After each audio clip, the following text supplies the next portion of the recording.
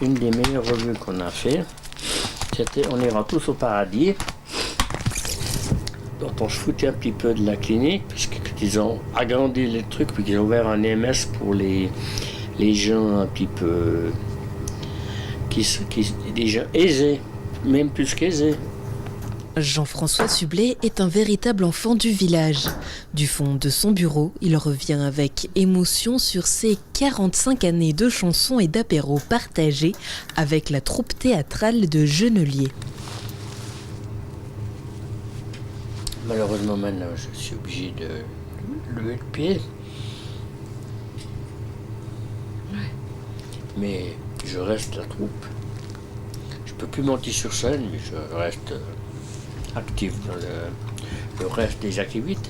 Pour Jean-François, le trac, c'est avant tout une histoire de famille, celle de ses parents, fondateurs du chœur mixte en 1952. C'est comme Moby que je suis tombé dans la marmite en étant petit.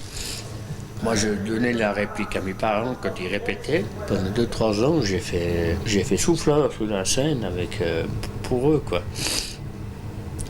Et puis, j'avais 16-17 ans, je sais pas, 18 ans, il manquait des acteurs, et puis avec un autre copain de Genelier, on est monté sur scène. C'est alors le début d'une très belle aventure. Dès 1982, la troupe se met à écrire les célèbres revues de Genelier. Malheureusement, le chœur mixte s'est dissous en 92, 94, je sais plus. Puis en 96, on a dit, l'équipe du théâtre qu'on jouait, on a dit, on continue. Et c'est là qu'on a fondé le TRAC. L'équipe fondateur du TRAC. Avec humour et bienveillance, le TRAC se moque des personnalités locales, suisses et même mondiales. Parler de Clinton, qui était venu à Genève avec comment l'autre président des Russes, là, je sais plus comment, Gorbatchev, là, la réunion, on s'est quand même moqué un peu d'eux.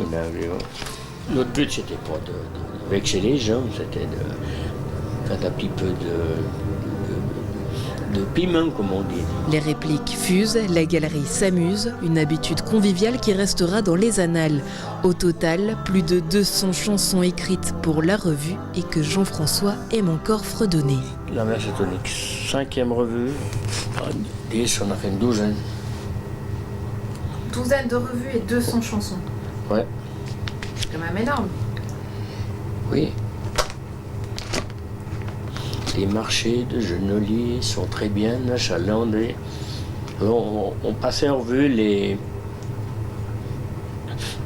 commerces, enfin les commerçants, les gens du village qui vendaient, par exemple, il y avait le paysan qui vendait du fumier, il y avait l'autre qui vendait du bois, il y avait l'autre qui avait ses fruits et légumes.